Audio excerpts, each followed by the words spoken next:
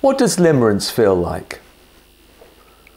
To understand what limerence feels like, we have to first understand what limerence is. Understanding limerence in the beginning can be quite challenging, as we often mistake it for that feeling of being in love.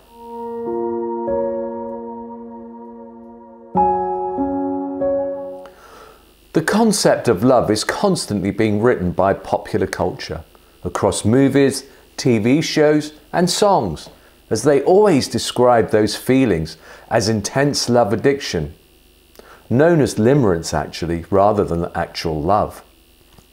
Stop for a second and think of your favourite romantic movie. You might recall movie scenes where a girl is compulsively rereading a very single text message from her secret lover. Or when a man is fantasizing about the woman of his life, his soulmate, even after years of separation. These are common signs of limerence, but they're not love. Love takes work and time, while limerence is a state of mind of being addicted to love and not the object of your love. Unfortunately, there is nothing you can do to stop these feelings.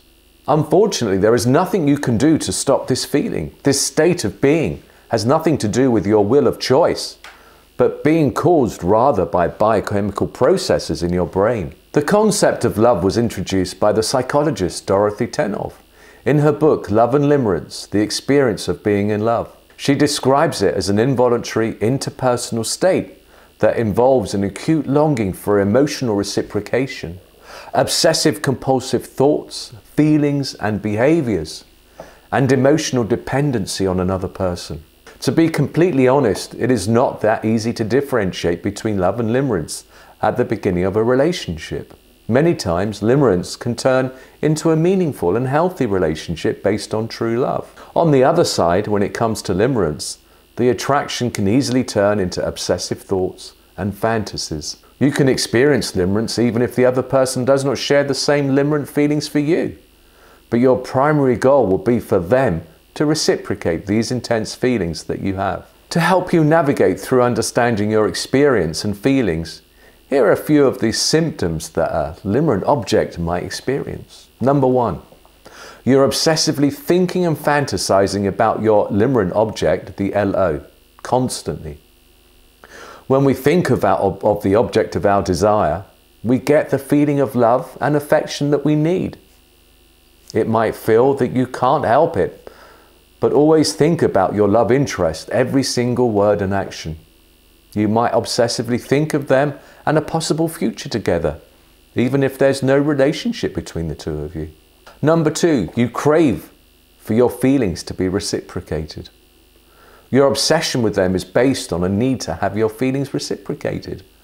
When you experience limerence, you might obsess over any kind of clue of reciprocation, such as recalling any encounter in details or reading texts over and over again. Getting that feeling of being in love, that high, that addictive high that you have with this person. You might even imagine yourself as the hero in different fantasies you have with this person, moments in which you save them from dangerous situations with the hidden hope that they will finally love you. You feel despair when their feelings are not reciprocated. Because limerence is a state of mind and is caused by a chemical imbalance in our brain, you can easily experience intense joy or extreme despair, depending on the reaction of the LO.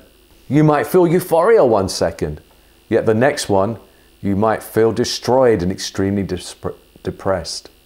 When you are close to them, you feel nervous and can experience more anxiety and nervousness than usual, more than someone who's in love with. While when you are away from them, you always fear rejection, that you'll do something wrong or you'll disappoint them. You put the limerent object on a pedestal. Similar to the honeymoon phase, when you experience limerence, you might ignore the negative traits of the other person. Someone who is not limerent can see both positive and negative traits of other people and like them despite these traits, while a limerent person will avoid and refuse to see any negative traits of their limerent object, even trying to find a reason for such behaviours.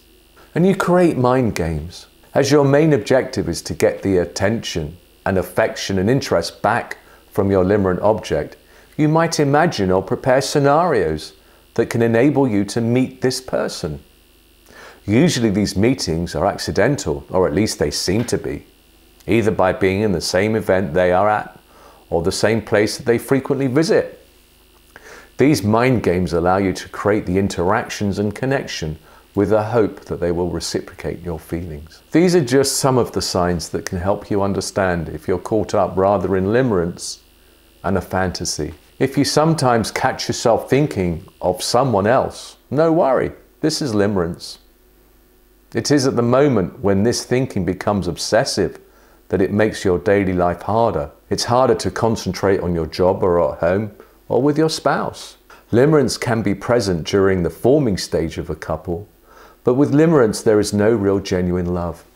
The sole purpose of limerence is to gain something or someone's affection. For a person who's experiencing limerence, it doesn't matter if the other likes them or not. Limerence can help two individuals form a healthy and long-lasting bond because when the limerence effect is gone, a deeper love has been installed between the two. Limerence has attracted them to each other, but love is what keeps them together. Limerence can last for years, and it can be one-sided as well. I'd like to share a bit of my own story, how it felt for me, and how it affected my perception of my own marriage. Maybe some of you will share the same feelings. I'd experienced crushes before, just a passing fancy to someone I found attractive. However, this experience was different. It rapidly morphed into something and into a different league.